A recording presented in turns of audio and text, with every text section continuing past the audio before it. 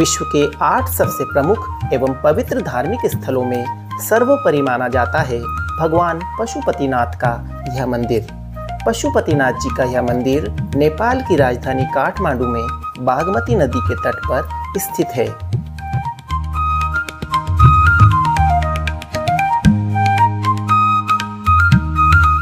प्रतिवर्ष देश विदेश से लाखों की संख्या में श्रद्धालु भगवान शिव शंकर का आशीर्वाद ग्रहण करने के लिए इस चमत्कारिक स्थल पर पहुंचते हैं। ओम सर्वे भवन्तु सुखिनः सर्वे सन्तु निरामयाः।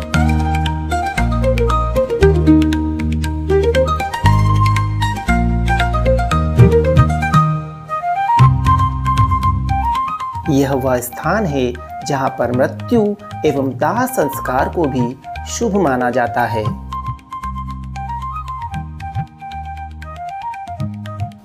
यह मंदिर लगभग 250 हेक्टेयर एरिया में फैला हुआ है। बागमती नदी में स्नान के उपरांत आप मंदिर में बने हुए इस पिछले द्वार से प्रवेश कर भगवान के दर्शन कर सकते हैं। हम प्रवेश कर रहे हैं मंदिर के दक्षिणी द्वार से और पार्किंग में भारत के विभिन्न प्रांतों से आई हुई टूरिस्ट बसेस और टैक्सियां खड़ी हुई हैं। बम बम भोले।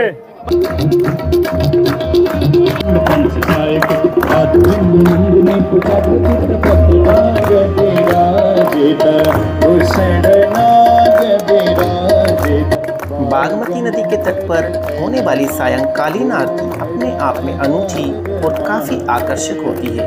श्रद्धालु भाव विभोर हो उठते हैं।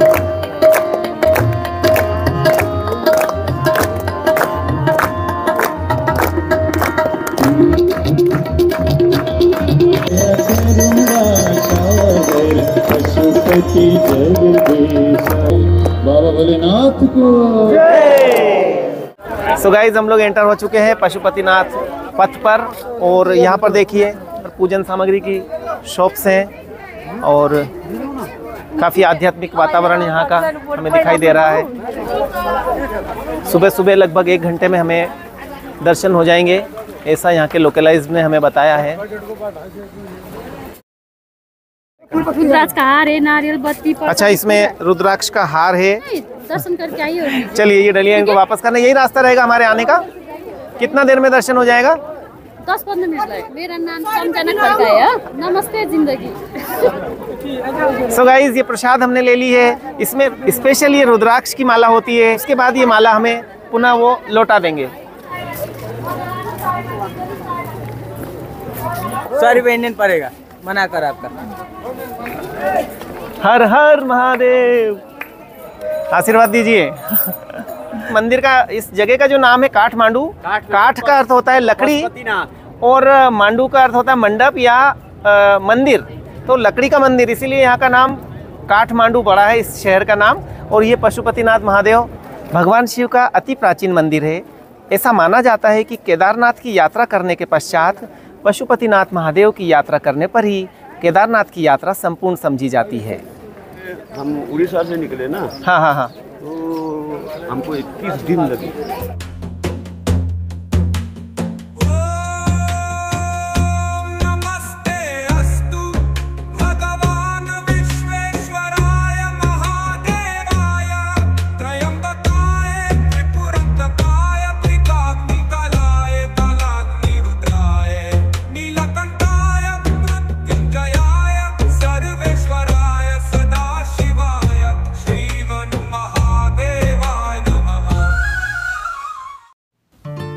मंदिर की स्थापना 3री शताब्दी ईसा पूर्व मानी जाती है, जबकि इसे धार्मिक स्थल के रूप में मान्यता पहले से ही दी जाती थी। मंदिर का निर्माण सोमदेव राजवंश के पशु प्रेक्ष ने करवाया था। मंदिर प्रातः 4 बजे से रात्रि 9 बजे तक खुला रहता है। दोपहर में 2 बजे से 5 बजे तक मंदिर के कपाट बंद कर दिए जाते हैं। 1979 में यूनेस्को ने इसे वर्ल्ड हेरिटेज साइट डिक्लेयर किया। इस मंदिर का पुनर्निर्माण 11वीं सदी में करवाया गया। बाद में दीमक की वजह से इस मंदिर को बहुत नुकसान हुआ।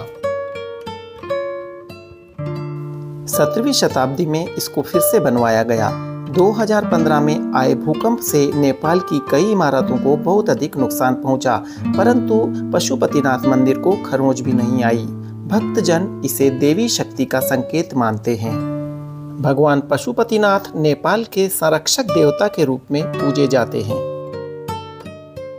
यदि विज्ञान की बात करें तो मंदिर की वास्तुकला और मजबूत आधार ने मंदिर को अक्षुण्ण रखा। भक्तजन मंदिर में प्रवेश करने के पूर्व संकल्प लेते हैं।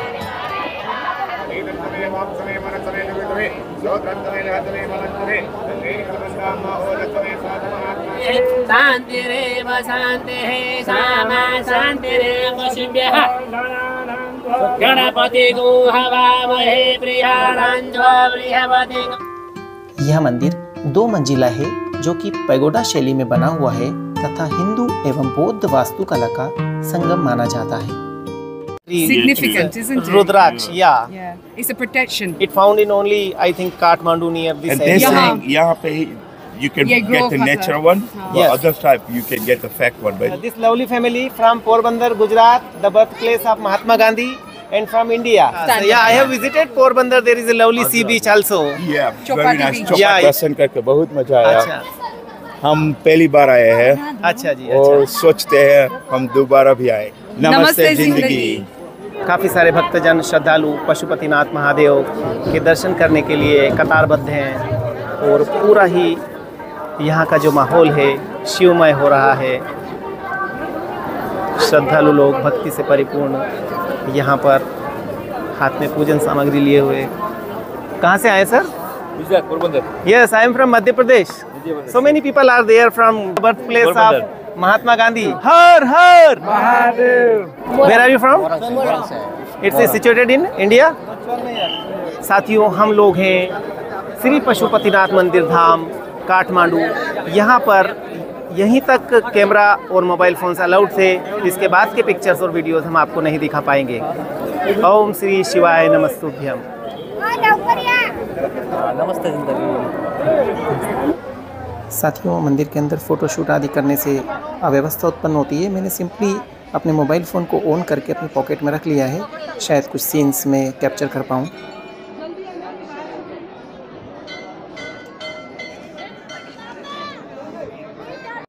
दोस्तों, हम खड़े हैं पशुपतिनाथ मंदिर के साइड में। समीप ही बागमती रिवर का प्रवाह होता है और इस स्थान पर ऐसी मान्यता है कि मृत व्यक्तियों का दाह संस्कार करने से मोक्ष की प्राप्ति होती है।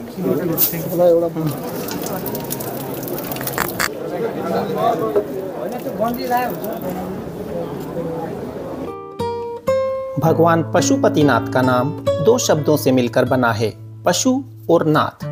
पशु से तात्पर्य है सभी पशु तथा अज्ञानी मनुष्य। पति का अर्थ है भगवान या स्वामी। यदि किसी व्यक्ति की मृत्यु इस मंदिर परिसर में होती है तो उसके जीवन काल में उसके द्वारा किए गए सभी पाप कर्म नष्ट हो जाते हैं तथा दोबारा उसका जन्म मनुष्य रूप में ही होता है। यही कारण है कि काफी सारे वृद्धजन अपने जीवन के अंतिम क्षणों को बिताने के लिए इस मंदिर में भोलेनाथ की शरण में आते हैं। कहा जाता है कि आप मंदिर में प्रवेश कर दर्शन कर पाने में समर्थ नहीं हैं तो मंदिर के शिखर दर्शन से भी आपको साक्षात दर्शन के समान पुण्य लाभ होता है। शिखर दर्शनम पापनाशनम। ये दिखाई दे रहा है पशुपतिनाथ मंदिर का मुख्य शिखर और मैं आपको सीधे कैमरा रोटेट कर बता रहा हूँ कि मंदिर के कितने समीप मृत व्यक्तियों का अंतिम संस्कार किया जा रहा है, चिताएं जलाई जा रही हैं। पौराणिक मान्यताओं के अनुसार केदारनाथ मंदिर में शिव का शरीर रूप है जबकि पशुपतिनाथ मंदिर में उनका मुख रूप है। इसलिए केदारनाथ की यात्रा को पशुपतिनाथ के दर्शन के बिना अधूरा माना जाता है।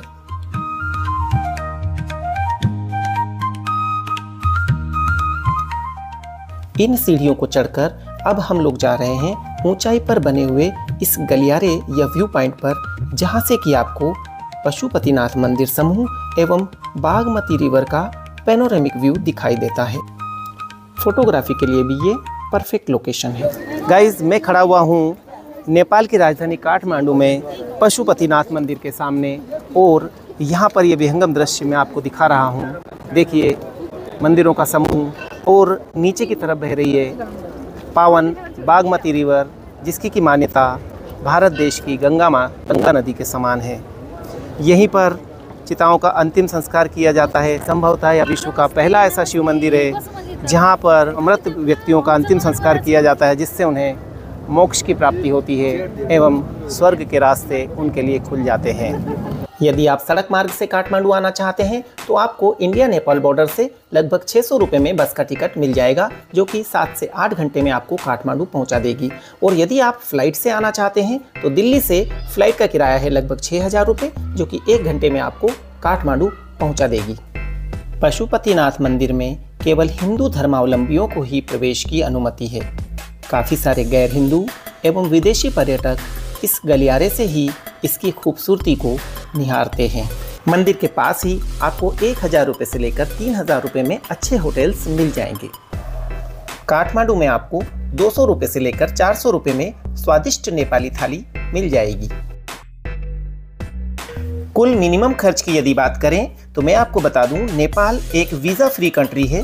3000 रुपये से लेकर 5000 रुपये में आप काठमांडू की यात्रा कर सकते हैं। पशुपतिनाथ प्रांगण में इस तरह के छोटे बड़े 500 से भी अधिक मंदिर बने हुए हैं। पेगोडा स्टाइल में बने हुए इस मंदिर की छत लकड़ी की बनी हुई है तथा उस पर सोने की परत चढ़ाई गई है। दरवाजे चांदी के बने हुए हैं। मंदिर में चतुर्मुखी शिवलिंग स्थापित है, जो कि भगवान शिव के विभिन्न स्वरूपों को प्रदर्शित करता है। मंदिर में 4 द्वार बने हुए हैं, जिनसे कि आप शिव जी के चारों मुखों के दर्शन कर सकते हैं। साथियों, पशुपतिनाथ महादेव मंदिर नेपाल की राजधानी काठमांडू में बागमती नदी के तट पर स्थित है और यहाँ पर बागमती मैया की अनोखी और विश्व प्रसिद्ध आरती आयोजित की जा रही है। एक आश्चर्यजनक बात, पशुपतिनाथ मंदिर की आरती के समय ही मंदिर परिसर में ही शवों का अंतिम संस्कार किया जाता है। देखिए, एक और आरती चल रही है और दूसरी ओर शवों के अंतिम संस्कार की तैयारी की जा रही है।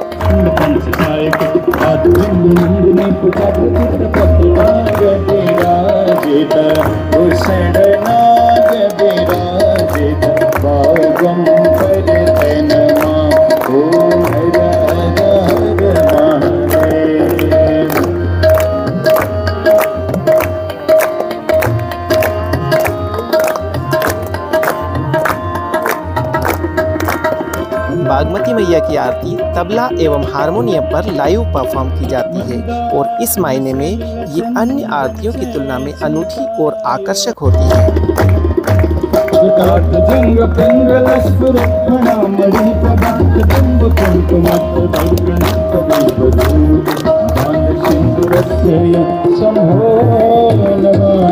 शिवा